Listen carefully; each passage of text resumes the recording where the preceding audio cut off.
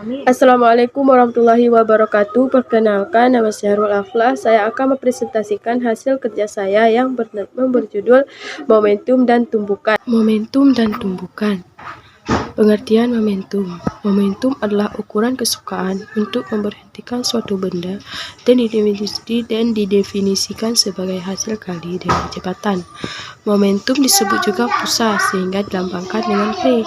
Momentum merupakan besaran vektor. Arah momentum searah dengan arah kecepatan.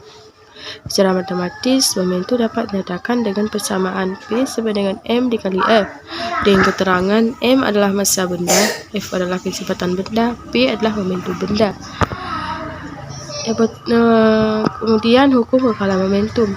Bunyi hukum kekalan momentum yaitu jumlah momentum benda-benda sebelum tumbukan sama dengan jumlah momentum benda setelah tumbukan. Atau bisa juga dinyatakan dengan M1 dikali F1 ditambah M2 dikali F2 sama dengan M1 dikali F1 ditambah M2 dikali F2.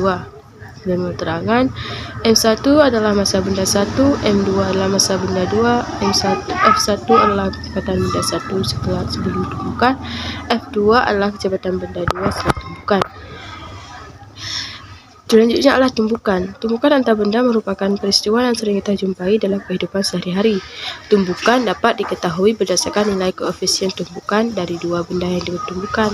Secara matematis dapat dinyatakan dengan persamaan E sama dengan F1 dikurang F2 dibagi F1 dikurang F2, dengan E adalah koefisien restitusi. Tumbukan terbagi tiga, yaitu tumbukan lenting sempurna, tumbukan lenting sebagian, tumbukan tidak lenting sama sekali. Yang pertama itu tumbukan lenting sempurna. Tumbukan antara dua buah benda dikatakan lenting sempurna apabila jumlah energi kinetik benda sebelum dan sesudah tumbukan tetap, sehingga nilai koefisien restitusi sama dengan 1, sehingga berlaku hukum kekalan momentum dan kekalan energi. Tumbukan lenting sebagian.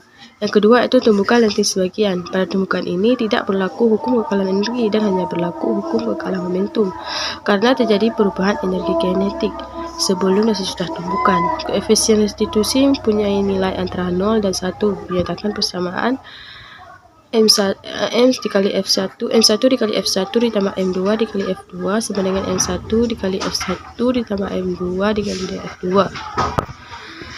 Yang ketiga itu tumbukan tidak lenting sama sekali. Tumbukan antara dua benda dikatakan tidak lenting sesudah tumbukan kedua benda menjadi satu, sehingga kedua benda memiliki kecepatan sama yaitu F. Dengan persamaan F1 sama dengan F2 sama dengan F1 dengan F. Jumlah energi kinetik sesudah tumbukan lebih kecil dibanding jumlah sebelum tumbukan.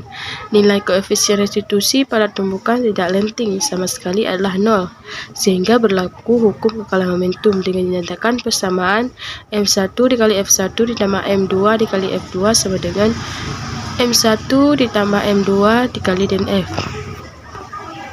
Contoh soal yaitu sebuah balok 2 kg yang diam di atas lantai ditembak dengan peluru bermassa 100 gram dengan kecepatan 100 meter per sekon. Jika peluru membelok balok menembus balok dan kecepatannya berubah menjadi 50 meter per sekon, tentukan kecepatan gerak balok.